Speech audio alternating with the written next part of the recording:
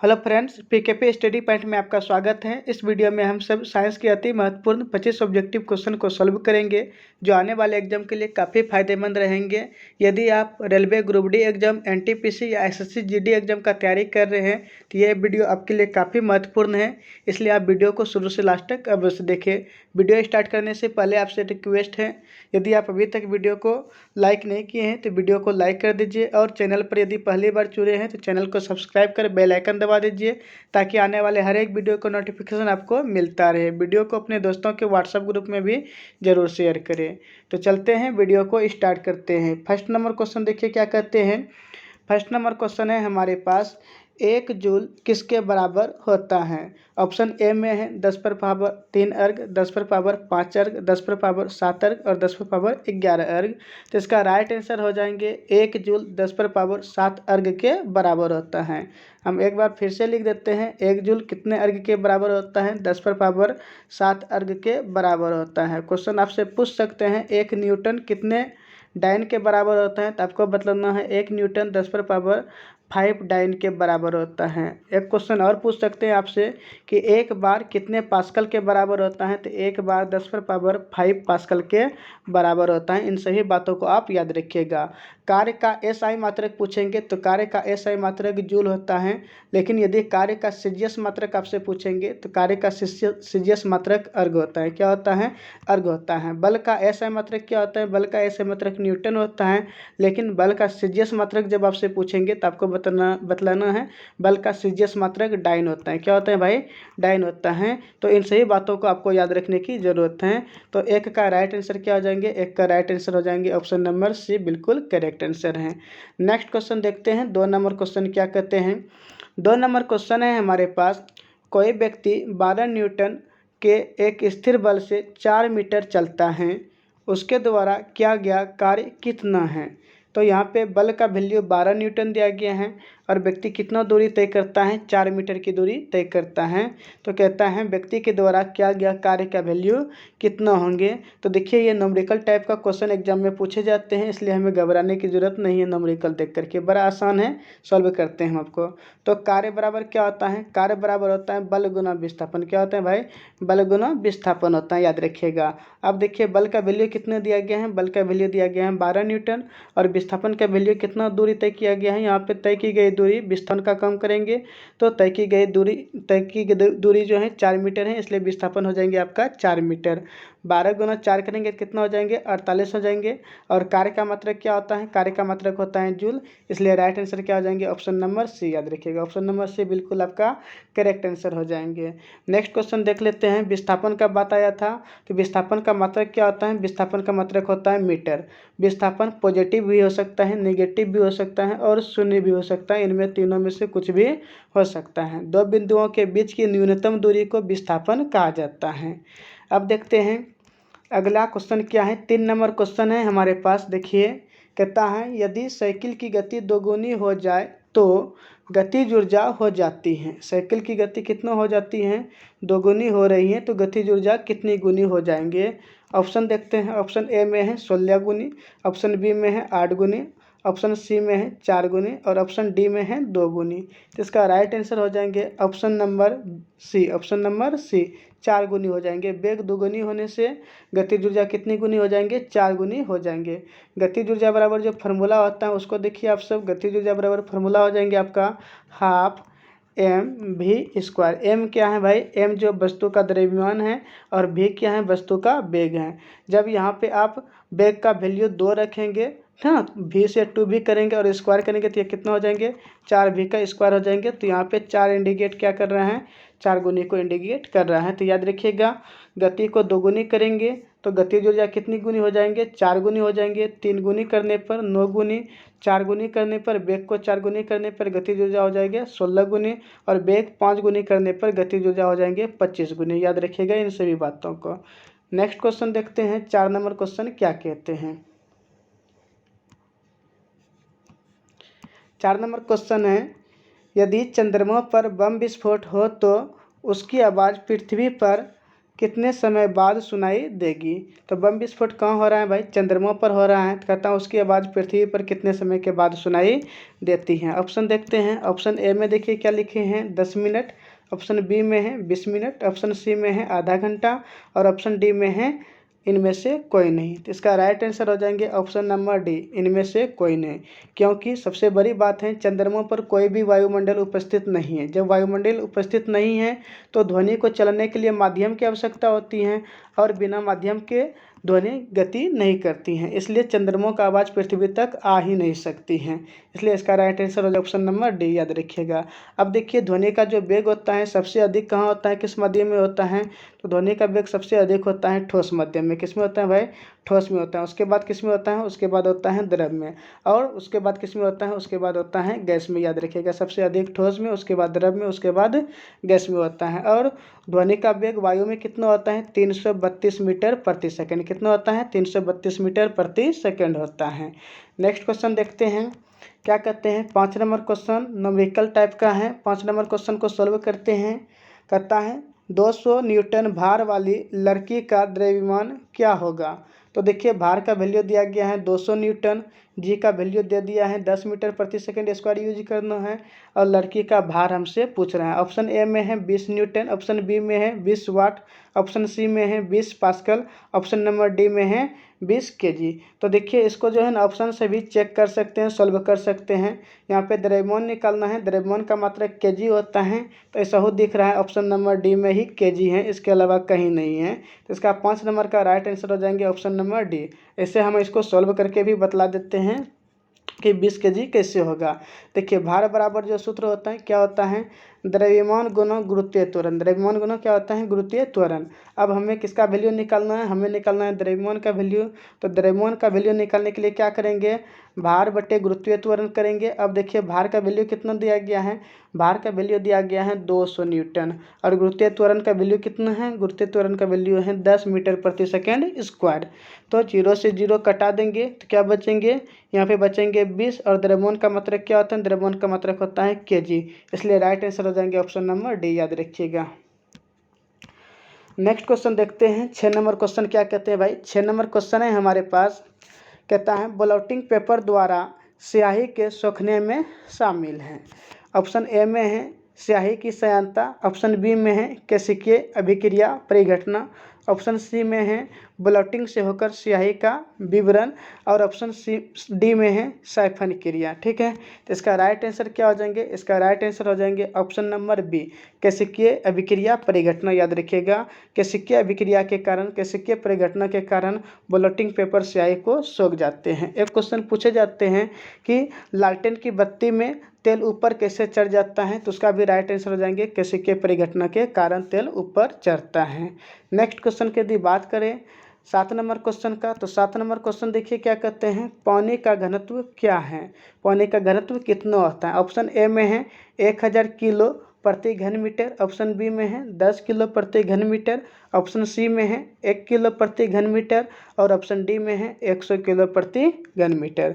तो इसका right answer हो जाएंगे ऑप्शन नंबर ए, बिल्कुल करेक्ट है। ऑप्शन नंबर ए 1000 किलो प्रति घन मीटर पानी का घनत्व होता है। इस बात को याद रखिएगा। पानी का सूत्र पूछे तो जल का सूत्र क्या होता है भाई, H2O होता है। इससे संबंधित एक और क्वेश्चन पूछे जाते हैं कि नदी में तैरने की अपेक्षा समुद्री जल में तैरना, समुद्र में तैरना आसान क्यों होता है, क्योंकि समुद्री जल का घनत्व ज़्यादा होता है और नदी का घनत्व क्या होता है, कम होता है। याद रखिएगा समुद्री जल का घनत्व ज़्यादा होता है और नदी का घनत्व कम होता है, इस वजह से नदी की अपेक्षा समुद्र में तैरना आसान होता है। और जब नाव नदी से समुद्र में प्रवेश करते हैं थोड़ा सा ऊपर उठ जाता है, इस बात को भी जरूर याद रखिएगा। नेक्स्ट क्वेश्चन की यदि बात कर ले 8 नंबर क्वेश्चन, तो 8 नंबर क्वेश्चन है हमारे पास 12 डिग्री सेल्सियस ताप पर जल की भौतिक अवस्था क्या होगी। तो देखिए जल का टेम्परेचर 12 डिग्री सेल्सियस दिया गया है। कहता है इस टेम्परेचर पर जल किस अवस्था में रहता है। ऑप्शन ए में है गैस, ऑप्शन बी में है ठोस, ऑप्शन सी में है द्रव, और ऑप्शन नंबर डी में है आयनिक। तो इसका राइट आंसर हो जाएंगे option number C, option number C 12 degree Celsius ताप पर पानी जो है ना, जल जो है ना द्रव अवस्था में रहेंगे, इस बात को याद रखिएगा। अब क्वेश्चन बात आया जल का, तो जल का अनुसूत्र क्या बताएं हम आपको, H2 होता है। इसका आणविक द्रव्यमान निकालेंगे तो कितना निकलेंगे, 18 निकलेंगे। जल एक उदासीन विलयन होता है जिसका pH मान कितना होता है भाई, 7 होता है, याद रख लीजिएगा। नेक्स्ट क्वेश्चन की यदि बात करें, और जल को सार्वत्रिक विलायक भी कहा जाता है। नेक्स्ट क्वेश्चन की यदि बात करें तो क्वेश्चन नंबर 9 में देखिए क्या लिखे हैं। कहता है एक गोलीय दर्पण के परावर्तक पृष्ठ के मध्य एक बिंदु होता है जिसे क्या कहा जाता है। तो गोलीय दर्पण है, गोलीय दर्पण के मध्य में एक बिंदु है, ठीक है, उस बिंदु को क्या कहा जाता है। ऑप्शन ए में देखते हैं क्या लिखा है, ध्रुव है। ऑप्शन बी में है द्वारक, ऑप्शन सी में है त्रिज्या, और ऑप्शन नंबर डी में है फोकस। तो इसका राइट आंसर हो जाएंगे option number A. Option number ए हो जाएंगे, गोलीय दर्पण के मध्य बिंदु को दर्पण का ध्रुव कहा जाता है। इससे पी से सूचित किया जाता है, याद रखिएगा ध्रुव को। अब बात आया ध्रुव का, तो गोलीय दर्पण में जितनी भी दूरी नापी जाती हैं तो दर्पण के ध्रुव से नापा जाता है, याद रखिएगा। गोलीय दर्पण दो प्रकार के होते हैं, कौन कौन होते हैं भाई, एक होता है अवतल दर्पण और दूसरा होता है उत्तल दर्पण। कौन कौन होता है, एक होता है अवतल, दूसरा होता है उत्तल। अवतल दर्पण की फोकस दूरी नेगेटिव होती है और उत्तल दर्पण की फोकस दूरी नेगेटिव होता है, इस बात को भी जरूर याद रखिएगा। अब देखिए यहाँ पे अवतल दर्पण को अभिसारी दर्पण कहा जाता है। क्या कहा जाता है, अभिसारी दर्पण भी कहा जाता है। और उत्तल दर्पण को अपसारी कहा जाता है। क्या कहा जाता है, अपसारी दर्पण कहा जाता है। क्वेश्चन ये भी पूछ सकते हैं साइड मिरर के रूप में किस दर्पण का यूज किया जाता है, उत्तल दर्पण का यूज किया जाता है। और दाढ़ी बनाने में किस दर्पण का यूज करते हैं, अवतल दर्पण का यूज करते हैं, याद रखिएगा। अब देखिए द्वारक भी लिखा हुआ है, तो गोलीय दर्पण की चौड़ाई को क्या कहा जाता है, गोलीय दर्पण की चौड़ाई को दर्पण का द्वारक कहा जाता है, याद रखिएगा। और गोलीय दर्पण की फोकस दूरी जो होती है वक्रता त्रिज्या की आधी होती है, अर्थात r बराबर 2f होता है, या f बराबर आप बोल सकते हैं r/2। इन संबंध को आप जरूर याद रखिएगा, न्यूमेरिकल बनाने में ये आपसे मदद मांगेंगे। नेक्स्ट क्वेश्चन देखते हैं क्या करते हैं। क्वेश्चन 10 नंबर क्वेश्चन है हमारे पास। कहता है डैश प्रकृति में विद्युत धनात्मक होती हैं। ऑप्शन ए में है धातु, ऑप्शन बी में है अधातु, ऑप्शन सी में है उपधातु, और ऑप्शन नंबर डी में है अर्धधातु। तो इसका राइट आंसर हो जाएंगे ऑप्शन नंबर ए। धातु के परमाणु जो है ना विद्युत धनात्मक होते हैं, इस बात को आप याद रख लीजिएगा। तो राइट आंसर हो जाएंगे धातु। धातु धनात्मक होती हैं और अधातु के परमाणु ऋणात्मक होते हैं, इस बात को भी जरूर याद रखिएगा। अब आपको बतलाते हैं इससे संबंधित क्वेश्चन। तो सबसे हल्का धातु कौन सा है भाई, सबसे हल्का धातु है लिथियम। कौन सा है, लिथियम। सबसे तन्य धातु कौन सा है, सबसे तन्य धातु है सोना। और सबसे विद्युत का अच्छा चालक धातु कौन सा है, तो सर्वश्रेष्ठ चालक धातु है चांदी। सबसे कठोर धातु कौन सा है, सबसे कठोर धातु है प्लेटिनम। सबसे भारी धातु कौन सा है, सबसे भारी धातु है ओस्मियम। इन सभी बातों को भी याद रखिएगा। और द्रव अवस्था में पाए जाने वाला एकमात्र धातु कौन सा है, द्रव अवस्था में पाए जाने वाला एकमात्र धातु पारा है। क्या है भाई, पारा है, इस बात को भी जरूर याद रखिए। नेक्स्ट क्वेश्चन यदि देख लेते हैं 11 नंबर का, तो 11 नंबर क्वेश्चन है हमारे पास। कहता है H2SO4 का आणविक द्रव्यमान क्या है। H2SO4 बोले तो सल्फ्यूरिक अम्ल।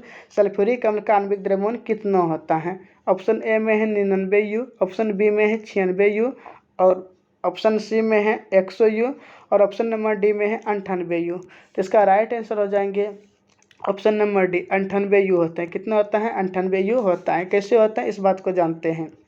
यहाँ देखिए H2SO4। अब देखते हैं सल्फर का द्रव्यमान कितना होता है। सल्फर का एक होता है सॉरी सल्फर नहीं लिखा हुआ है भाई, हाइड्रोजन लिखा हुआ है, माफ़ कीजिएगा। हाइड्रोजन का एक होता है, तो एक गुना कितना करेंगे, 2 करेंगे। अब सल्फर का देखते हैं, परमाणु संख्या 16, द्रव्यमान हो जाएंगे 32। कितना हो जाएंगे, 32 हो जाएंगे। ऑक्सीजन का परमाणु संख्या कितना होता है, 8 होता है, द्रव्यमान हो जाएंगे 16। और कितना करना है, 4 से गुना करना है। अब इन सबको जोड़िए आप, कितना है, 2 है, यहाँ पे कितना है, 32 है, और यहाँ पे 16 चौके 64। इन सभी को जब जोड़ेंगे तो कितना हो जाएंगे, 98 फोड़ेंगे। 6 2 4 2 6 6 2 8 हो गया, और 6 3 9। राइट आंसर क्या हो जाएंगे, 98 हो जाएंगे, इस बात को याद रखिएगा। अब देखिए रसायनों का सम्राट किसे कहा जाता है। रसायनों का सम्राट कहा जाता है सल्फ्यूरिक अम्ल को कहा जाता है। किसे कहा जाता है, सल्फ्यूरिक अम्ल को कहा जाता है, इस बात को भी याद रखिएगा। और कार बैटरी में किस अम्ल का यूज किया जाता है, कार बैटरी में भी सल्फ्यूरिक अम्ल का यूज किया जाता है। और सल्फ्यूरिक अम्ल को किस विधि द्वारा बनाया जाता है, तो कॉन्टैक्ट प्रोसेस के द्वारा या लेड कक्ष विधि के द्वारा इसे बनाया जाता है। नेक्स्ट क्वेश्चन की यदि बात कर लें, 12 नंबर क्वेश्चन का। तो 12 नंबर क्वेश्चन देखिए क्या लिखा है, परमाणु के नाभिक में डैश होते हैं। तो परमाणु के नाभिक में क्या पाए जाते हैं? ऑप्शन ए में है न्यूट्रॉन, ऑप्शन बी में है इलेक्ट्रॉन, ऑप्शन सी में है प्रोटॉन और ऑप्शन नंबर डी में है प्रोटॉन तथा न्यूट्रॉन दोनों। तो इसका राइट आंसर हो जाएंगे ऑप्शन नंबर डी। तो परमाणु के नाभिक में प्रोटॉन और न्यूट्रॉन पाया जाता है, याद रखिएगा। अब देखिए नाभिक का खोज किसने किया था? नाभिक का खोज किया था रदरफोर्ड ने। किसने किया था भाई? रदरफोर्ड ने किया था। और परमाणु का खोज किसने किया था? परमाणु का खोज किया था डाल्टन ने। किसने किया था? डाल्टन ने किया था। अब ये भी क्वेश्चन पूछ सकते हैं आपसे क्या कि परमाणु का आकार कितना होता है? परमाणु का आकार होता है 10⁻⁻10 मीटर का। और नाभिक का आकार कैसा होता है भाई? कितना होता है? 10⁻⁻15 मीटर की कोटि का होता है। इस बात को भी जरूर याद रखिए। नेक्स्ट क्वेश्चन पूछ सकते हैं आपसे, न्यूट्रॉन का खोज किसने किया था? जेम्स चैडविक ने। इलेक्ट्रॉन का खोज किसने किया था? जे थॉमसन ने। प्रोटॉन का खोज किसने किया था? गोल्डस्टीन ने किया था, याद रखिएगा। इलेक्ट्रॉन नेगेटिव कण होता है, प्रोटॉन पॉजिटिव होता है और न्यूट्रॉन पर कोई भी आवेश नहीं होता है। नेक्स्ट क्वेश्चन का यदि बात कर ले 13 नंबर क्वेश्चन का, तो 13 नंबर क्वेश्चन देखिए क्या कहते हैं। 13 नंबर क्वेश्चन है, इनमें से कौन सा धातु का इलेक्ट्रॉनिक विन्यास है? ऑप्शन ए में है 2-8-3, ऑप्शन बी में है 2-8-6, ऑप्शन सी में है 2-8-4 और ऑप्शन डी में है 2-8-5।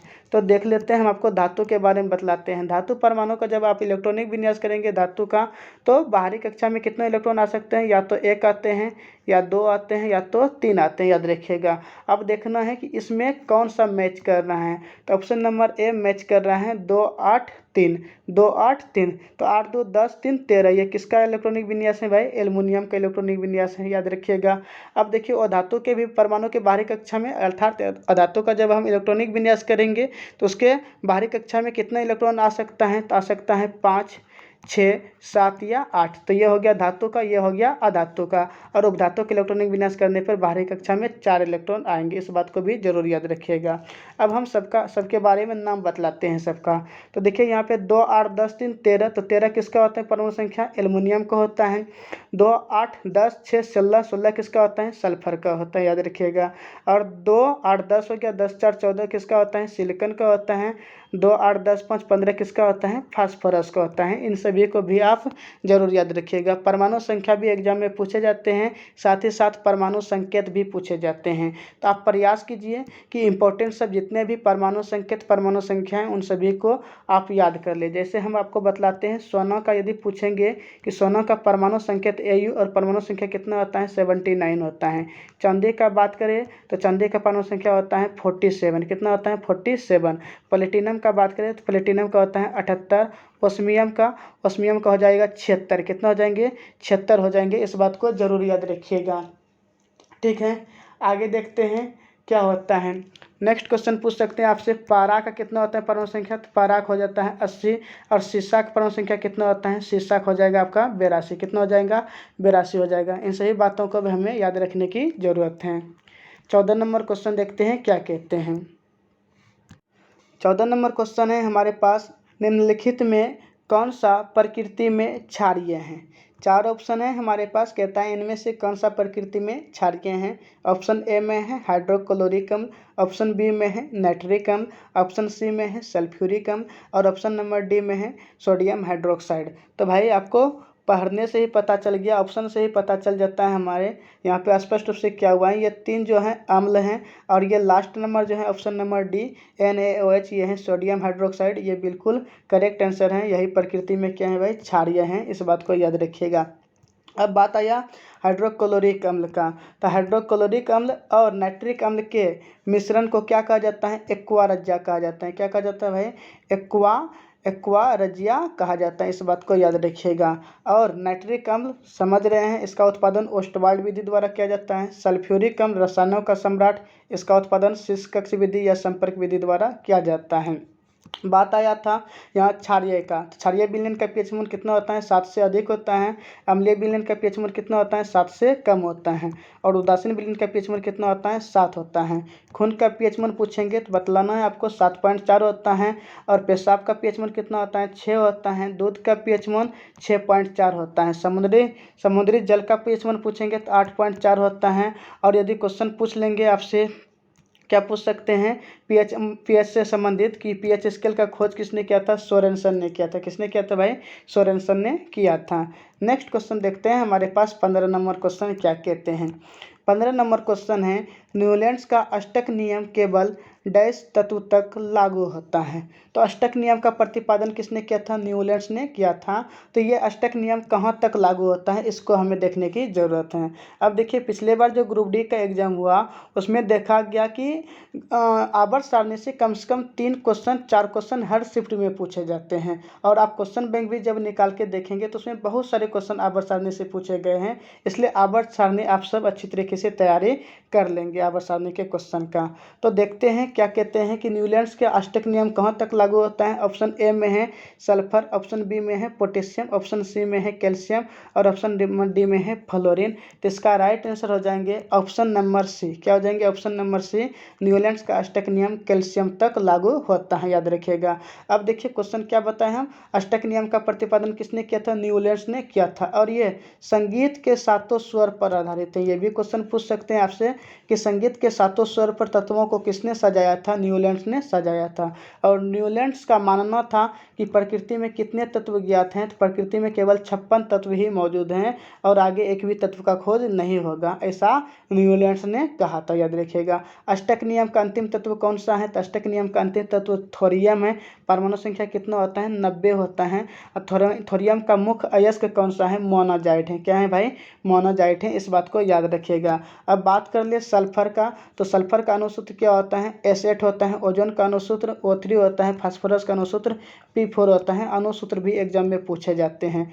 पोटेशियम का परमाणु संकेत होता है कि परमाणु संख्या का बात करें तो 19 होता है। कैल्शियम का संकेत देख लीजिए C होता है, इसका परमाणु संख्या 20 होता है।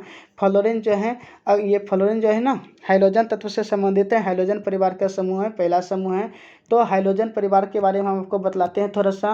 तो हाइड्रोजन तत्व लिखिए, फ्लोरीन होता है, क्लोरीन होता है, ये है ब्रोमीन, ये है आयोडीन, ये है एस्टेटिन। इन सभी बातों को जरूर याद रखिएगा, ठीक है।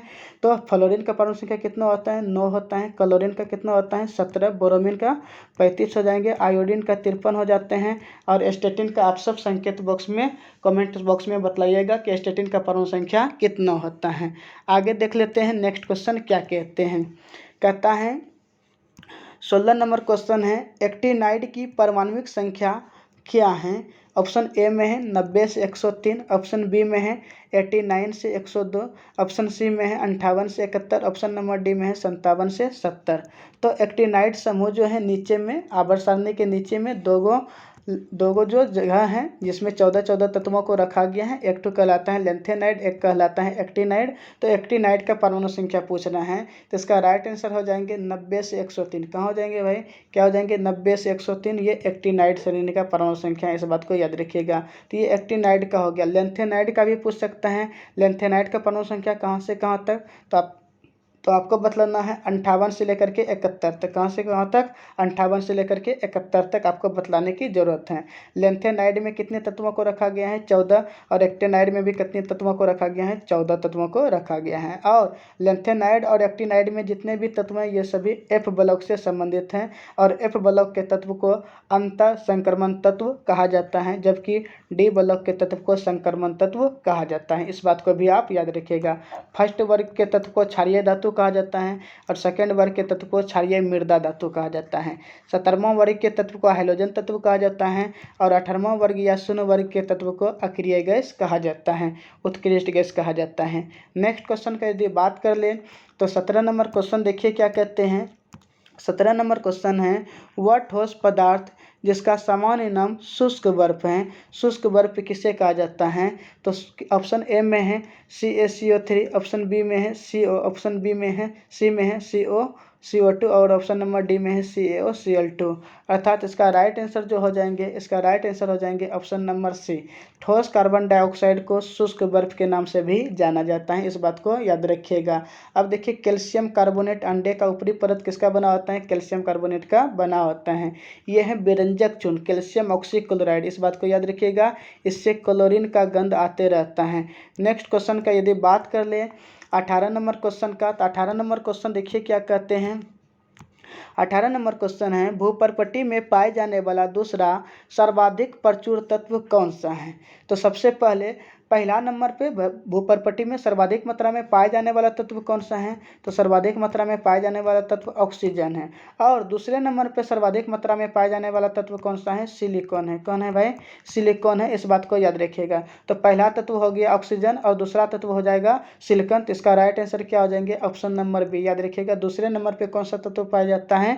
सिलिकॉन पाया जाता है और पहले नंबर पे ऑक्सीजन। लेकिन इसी क्वेश्चन को थोड़ा चेंज कर देंगे कि भूपर्पटी में सर्वाधिक मात्रा में पाए जाने वाला धातु तत्व कौन सा है, तब आपको बतलाना है एल्युमिनियम। क्या बतलाना है भाई? एल्युमिनियम इसका राइट आंसर हो जाएंगे। वायुमंडल में सर्वाधिक मात्रा में कौन सा तत्व पाया जाता है? नाइट्रोजन पाया जाता है। इस बात को याद रखिएगा। और ब्रह्मांड में सर्वाधिक मात्रा में कौन सा तत्व पाया जाता है? हाइड्रोजन पाया जाता है। नेक्स्ट क्वेश्चन का यदि बात कर ले 19 नंबर क्वेश्चन का, तो 19 नंबर क्वेश्चन देखिए क्या कहते हैं। कहता है गोबर गैस में मुख्य रूप से क्या पाई जाती हैं? तो गोबर गैस का मुख्य अवयव क्या है? ऑप्शन ए में है क्लोरीन, ऑप्शन बी में है हाइड्रोजन, ऑप्शन सी में है एथिलीन और ऑप्शन डी में है मेथेन। तो इसका राइट आंसर हो जाएंगे ऑप्शन नंबर डी। गोबर गैस का मुख्य अवयव क्या है? Option number D. याद रखिएगा, मेथेन इसका राइट आंसर हो जाएंगे। अब सीएनजी का भी मुख्य अवयव क्या होता है? मेथेन होता है, कॉम्प्रेस्ड नेचुरल गैस।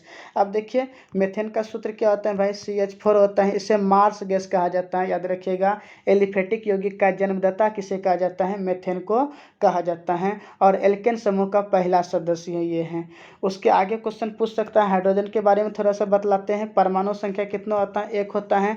आवर्त सारणी का पहला तत्व कौन सा है? आवर्त सारणी का पहला तत्व हाइड्रोजन है। इस बात को भी याद रखिएगा। और क्वेश्चन ये भी पूछे जाते हैं, एक अकेला अधातु कौन सा है जिसे आवर्त सारणी में बाईं ओर रखा गया है? तो आपको बतलाना है, क्या हो जाएंगे? हाइड्रोजन हो जाएंगे। ब्रह्मांड में सर्वाधिक मात्रा में कौन सा तत्व पाया जाता है? हाइड्रोजन। और किस गैस का, किस ईंधन का उसमें ईंधन सबसे ज़्यादा होता है? तो आपको बतलाना है, इसका राइट आंसर हाइड्रोजन होंगे। नेक्स्ट क्वेश्चन देखते हैं क्या कहते हैं। 20 नंबर क्वेश्चन है हमारे पास, मत्स्य पालन का अध्ययन क्या कहलाता है? ऑप्शन ए में है पिसिकल्चर, ऑप्शन बी में है एपीकल्चर, ऑप्शन सी में है सेरिकल्चर और ऑप्शन नंबर डी में है फ्लोरिकल्चर। तो इसका राइट आंसर हो जाएंगे option number A. Option number A, pisciculture. मत्स्य पालन क्या कहलाता है? पिसिकल्चर कहलाता है। मधुमक्खी पालन का बात करें तो मधुमक्खी पालन हो जाएंगे एपीकल्चर। और रेशम कीट पालन का बात करें तो हो जाएंगे सेरिकल्चर, रेशम कीट पालन। और फूलों के उत्पादन का बात करें, फूलों का खेती का बात करें तो ये हो जाएंगे फ्लोरिकल्चर। इस बात को याद रखिएगा। फलों का अध्ययन क्या कहलाता है? फलों का अध्ययन कहलाता है पोमोलॉजी। क्या कहलाता है भाई? पोमोलॉजी कहलाता है। इन सभी क्वेश्चनों को जरूर याद रखिएगा। नेक्स्ट क्वेश्चन की यदि बात करें 21 नंबर क्वेश्चन, तो 21 नंबर क्वेश्चन देखते हैं हमारे पास क्या है।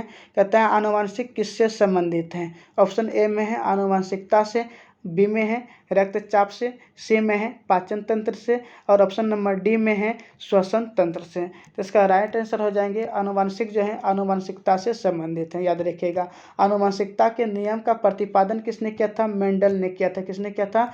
ग्रेगर जॉन मेंडल ने किया था। इस बात को याद रखिएगा। और किस पौधे का चयन किया था? मटर के पौधे का चयन किया था। नेक्स्ट क्वेश्चन आपसे पूछ सकते हैं कि रक्तचाप कितना होता है? सामान्य रक्तचाप जो होता है 120/80 होता है। और रक्तचाप को किस यंत्र से मापा जाता है? स्फेगमोमैनोमीटर यंत्र से मापा जाता है। 22 नंबर क्वेश्चन देखते हैं हमारे पास क्या है। 22 नंबर क्वेश्चन देखिए लिखा हुआ है, निम्न में से किसकी कमी से रिकेटस बीमारी होती है? ऑप्शन ए में है vitamin D, option C B में है विटामिन ए, ऑप्शन सी में है विटामिन बी और ऑप्शन नंबर डी में है विटामिन सी। इसका राइट आंसर हो जाएंगे किसकी कमी से रिकेटस होता है? राइट आंसर हो जाएंगे विटामिन डी की कमी से क्या होता है? रिकेटस होता है। इस बात को याद रखिएगा। विटामिन ए की कमी से रतौंधी होता है और विटामिन सी की कमी से स्कर्वी नामक बीमारी होता है। विटामिन ई की कमी से जनन क्षमता में कमी होती है और विटामिन के की कमी से रक्त का थक्का नहीं बनता है। इन सभी बातों को भी याद रखने की जरूरत है। आयोडीन की कमी से कौन सा रोग होता है? तो आयोडीन की कमी से घेंघा रोग होता है। और इंसुलिन की कमी से कौन सा रोग होता है? मधुमेह रोग होता है। नेक्स्ट क्वेश्चन का बात कर ले तो नेक्स्ट क्वेश्चन देखिए 23 नंबर क्वेश्चन में क्या लिखा है। कहता है 23 नंबर क्वेश्चन है, शरीर के किस भाग से पित्त रस या बाइल जूस का उत्पादन होता है? अर्थात पित्त रस का स्राव या बाइल जूस का स्राव कहाँ से होता है? ऑप्शन ए में है हृदय, ऑप्शन बी में है फेफड़ा, ऑप्शन सी में है किडनी और ऑप्शन नंबर डी में है माफ कीजिएगा भाई, ऑप्शन नंबर डी में है यकृत। तो देखिए इसका राइट आंसर क्या हो जाएंगे, इसका राइट आंसर हो जाएंगे यकृत, ऑप्शन नंबर डी। इस बात को याद रखिएगा। तो पित्तरस का स्राव कहाँ से होता है, यकृत से होता है। शरीर की सबसे बड़ी ग्रंथि कौन सी है, शरीर की सबसे बड़ी ग्रंथि है यकृत। और सबसे छोटी ग्रंथि का बात करें तो सबसे छोटी ग्रंथि पीयूष ग्रंथि होते हैं, याद रखिएगा। और पीयूष ग्रंथि को मास्टर ग्रंथि भी कहा जाता है, जो मस्तिष्क में पाया जाता है। यकृत का वजन कितना होता है, यकृत का वजन 1.5 से 2 kg के आसपास में होता है। इस बातों को भी जरूर याद रखिएगा। नेक्स्ट क्वेश्चन का यदि बात कर ले भाई 24 नंबर, तो 24 नंबर क्वेश्चन देखिए क्या कहते हैं। 24 नंबर क्वेश्चन है, इंसुलिन का खोज किसने किया था। ऑप्शन ए में है विलियम हार्वे, ऑप्शन बी में है रोनाल्ड रॉस, ऑप्शन सी में है, और देखिए यहाँ पे बी सी उल्टा हो गया है, थोड़ा सा देख लीजिएगा आप सब। ऑप्शन सी में देख लेते हैं क्या है, बेटिंग बेस्ट है। और ऑप्शन नंबर डी में क्या है भाई, ऑप्शन डी में है एडवर्ड जेनर। तो इंसुलिन का खोज किसने किया था, इंसुलिन का खोज किया था बेटिंग बेस्ट ने। किसने किया था, बेटिंग ने किया था, याद रखिएगा। इंसुलिन की कमी से कौन सा रोग होता है, मधुमेह नामक बीमारी होता है। एडवर्ड जेनर ने किसका खोज किया था, चेचक के टीका का खोज एडवर्ड जेनर ने किया था। मलेरिया परजीवी का खोज रोनाल्ड रोस ने किया था। और रक्त परिसंचरण तंत्र का खोज किसने किया था, विलियम हार्वे ने किया था। अगला क्वेश्चन का यदि बात कर ले 25 नंबर का, तो 25 नंबर क्वेश्चन देखिए क्या कहते हैं। 25 नंबर क्वेश्चन है, आमतौर पर प्रयोग में आने वाला मसाला लौंग पौधे के किस भाग से प्राप्त किया जाता है। कहने का मतलब हुआ कि लौंग को पौधे के किस भाग से हम प्राप्त कर सकते हैं। ऑप्शन में ए में है जड़ से, बी में है तना से, ऑप्शन सी में है पुष्पकलिका से, और ऑप्शन डी में है इनमें से कोई नहीं। तो इसका राइट आंसर हो जाएंगे ऑप्शन नंबर सी, पुष्पकलिका से लौंग को प्राप्त किया जाता है। तो हमने आपके लिए 25 क्वेश्चन को सॉल्व करा दिए। आप हमें कमेंट बॉक्स में बताइए कि आप 25 क्वेश्चन में कितने क्वेश्चन का आंसर पहले से जान रहे थे। एक सूचना देना चाहते हैं भाई, पिछले वीडियो में अर्थात प्रैक्टिस सेट 10 जो कराए थे उसमें पहला नंबर क्वेश्चन में कुछ मिस्टेक हो गया था। ग्रह के गति का खोज किसने किया था, ग्रह के गति का नियम का प्रतिपादन किसने किया था, केपलर ने किया था। मिस्टेक से कोपरनिकस बोला गया था, माफ़ कीजिएगा, उसके लिए हम हाथ जोड़ के आप सबसे माफ़ी चाहते हैं।